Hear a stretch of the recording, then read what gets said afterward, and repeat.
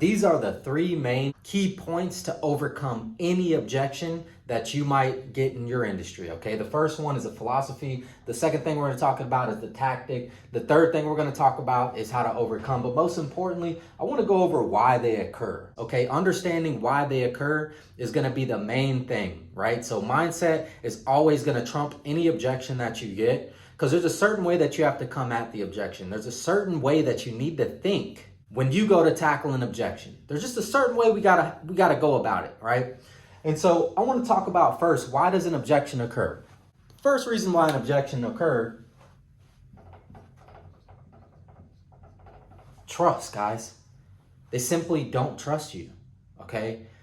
Maybe you're just going over the facts too much. Maybe you're reading your script like it's a script. Maybe you sound robotic.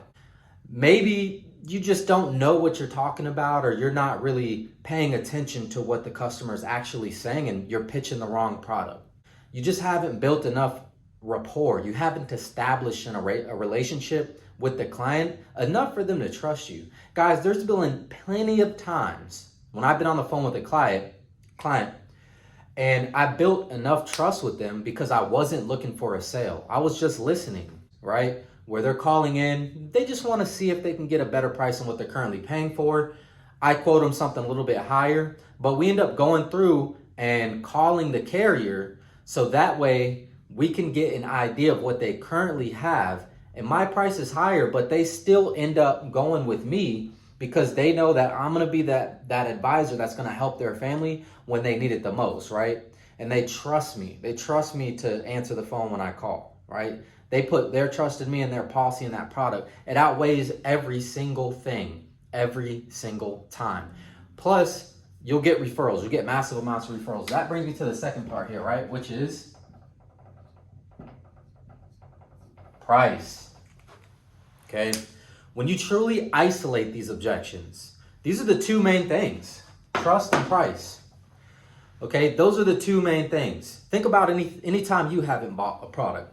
We're all the same. We're all linked to collective consciousness. Our experiences may be different on the external, on the outer, the actual thing that happened, but the feeling that exists inside is typically the same. So when's the time that you maybe went to a store, right, and you wanted a product or you wanted a solution, maybe you even needed a solution, okay, but you just didn't buy. A, because the guy was just sleazy. You could tell he didn't care about you, right?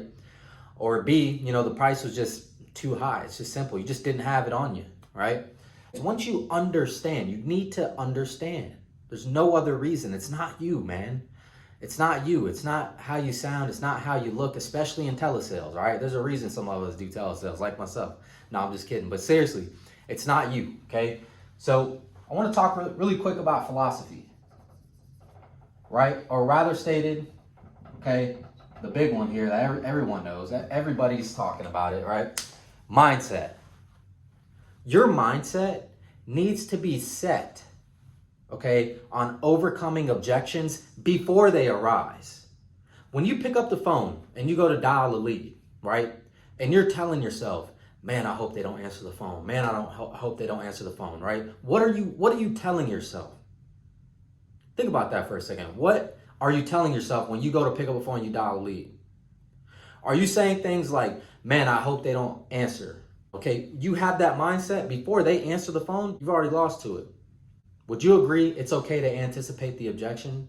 It's okay to already think that they're gonna object and be ready for it. That's part of the tactic, okay? Being ready. Preparing for battle, right? Now, I'm not saying that we're gonna go to war with our clients. Hey, we're going to war with ourselves, right? So we need to have the mindset, okay, of already anticipating the objection before it arises. And we do that by being ready, by always role playing. Every single day, you need to be investing in yourself. Hey, some of us, we have problems a little bit deeper than just the mindset and tactics, okay? Some of us need to ask ourselves, seriously, when we pick up the phone, what kind of anxiety do we experience, okay? What kind of things are we telling ourselves before we have a conversation with the client? Or when a client answers the phone, how you feel, okay? That's a little bit deeper. but it's something that needs to be addressed. And there's underlying things like your confidence, right? That's a part of having these two things work together. The tactic and the philosophy is going to build the confidence so that that will be portrayed to our clients on the other line of the phone.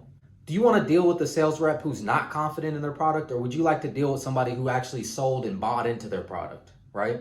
Maybe you're not treating yourself right. Maybe you're not waking up every morning happy and elated to be alive, right? Maybe you need to express a little bit more gratitude. Maybe you feel entitled. Maybe you feel like the world owes you something. So when they pick up the phone and they say, hey man, yeah, this just ain't my deal, you get all in your feeling and all in your heads. Okay, so I want to help you guys with all of that. I want to help you guys overcome all of that. Look, we're waking up early, we're working out, okay, we're eating right, we're putting things into our body, we're putting things into our mind that serve us because we know that we serve a bigger purpose, and that's you guys. We serve everybody, right? So that's gonna be the outcome, right? The outcome is very simply stated, right? We just need to provide a solution.